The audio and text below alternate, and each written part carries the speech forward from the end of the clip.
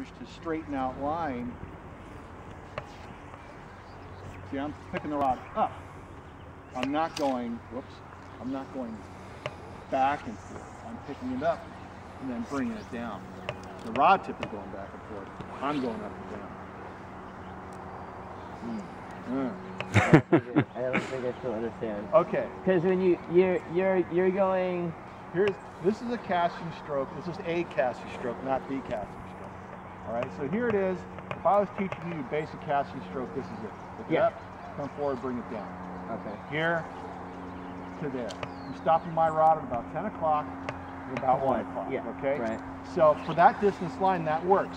If I'm casting shorter or closer, I'm going to stop the rod sooner on the back cast and drop it a little further on the forward cast because I've tilted things forward. Right. Okay. You're shorter. Now on the back cast, for a long distance cast, I'm picking the rod up.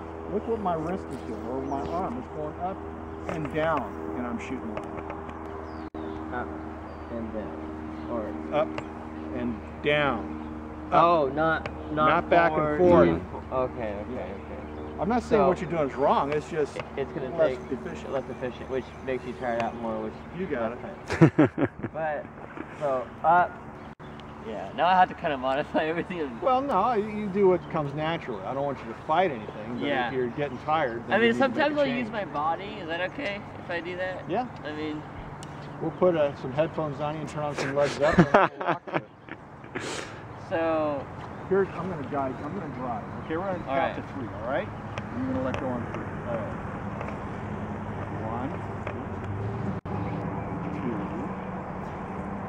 1, 2, 3.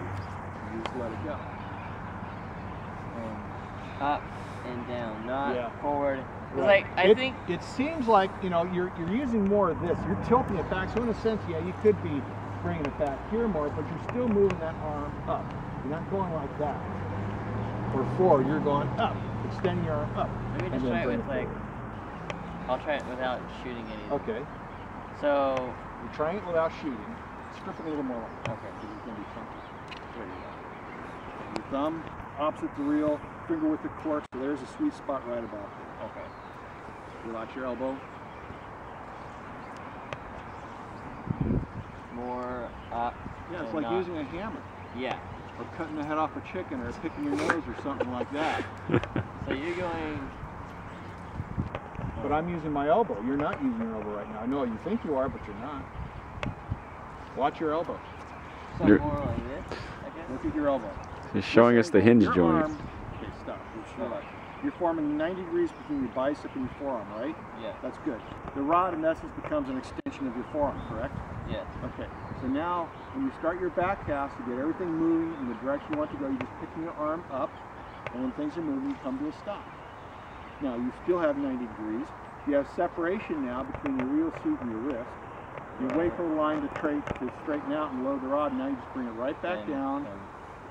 Right back so, but it's still a combination of your wrist. It's more of your wrist and your elbow, though. No.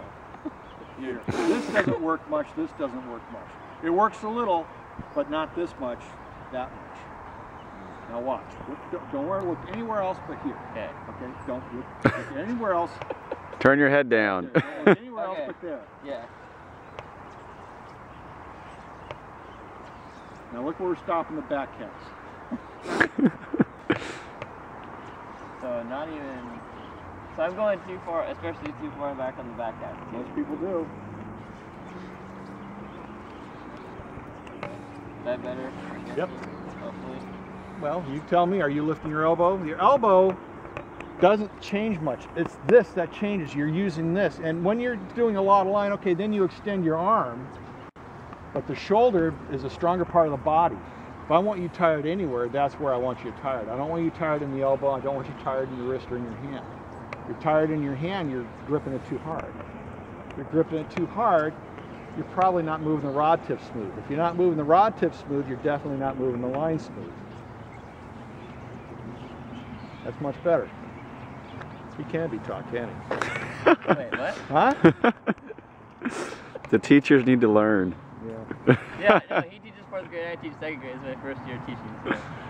So things to work on, not Because I'm thinking of saltwater guys, they're going way here and then way back, and then they're like shooting. Well, yeah, they're like doing a lot of 100 line. The angle's been tilted back, but they're still extending their arm. They're not doing this.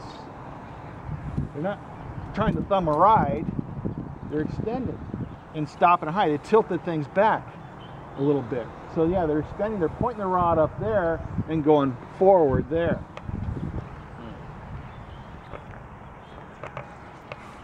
Do what feels natural, but with some... Huh? Nothing, go ahead. Don't try to do something that you're not used to. If this is natural to you, you're just trying to tweak your own motion. Right. I can't make you... I mean, if you have a technique that's working for you, don't change it. But if you're having issues with it, then you got to change something. I mean, it was mainly my hand that was the problem. Okay. Then just relax your grip. Relax it.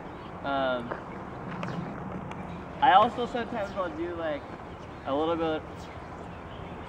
Is it going too far again? Yep. 3. It's going back too far. Now do it in 2. 2? Right. 2. Get the same distance, but with only 2. Okay, so first So everything's going to count when you shoot. Yeah. Everything's got to be perfect when you shoot. There's 1. What the hell was that? I don't know. You got in my head with the 2. Uh-oh. No, we're good. whoa, that was a little... Just make your casting better. Your technique has to be better. Yeah.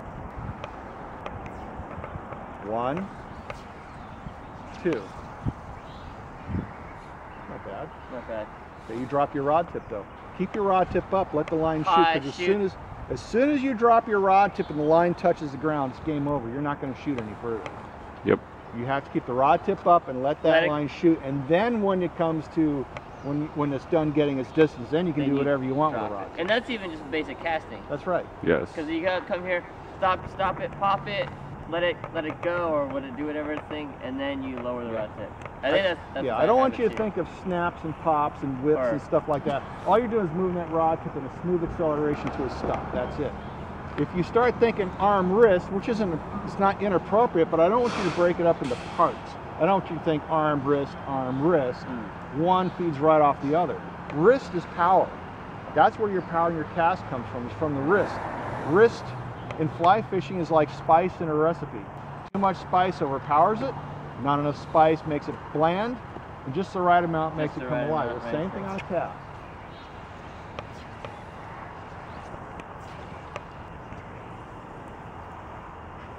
That's plenty. Yeah. Okay.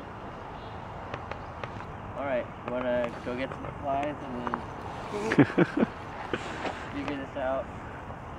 I got one. Yeah. You know, there's only 5 reasons to false cast. You want the back and forth stuff? Right. Okay. 1 is to draw out the fly. Well, you don't have to worry about that for surfing. Right. Number 2 is changing directions. Okay. You change directions in salt. Right. Number 3 is gaining line control. That's, you know, you got your line stripped out and now you're going to make your first cast. And you got my head all taken out of that. Number 4 is to increase the distance. Okay, you'll false cast for that. And number 5 is to look good. So if you got some hot chicks on the beach watching, they dig a good cast. That's the only other time to false cast. 4 good reasons. 1. 5 sounds better. Yeah. Yeah, 5.